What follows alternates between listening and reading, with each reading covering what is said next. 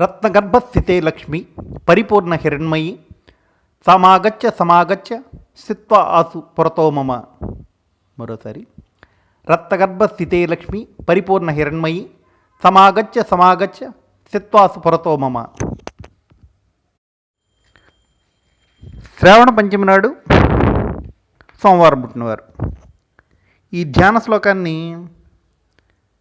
ఇంకా కర్కాటక రాశి వారు, కర్కాటక వారు కూడా పేర్లో GHY అనే అక్షరాలు ఏ స్థానంలో ఉన్నవారైనా సరే చక్కగా 108 సార్లు జపం చేసుకొని మంచి ఫలితాన్ని పొందొచ్చు. రేపటి వీడియోలో ఇది ఆడవారికి మాత్రమే. భర్త వల్ల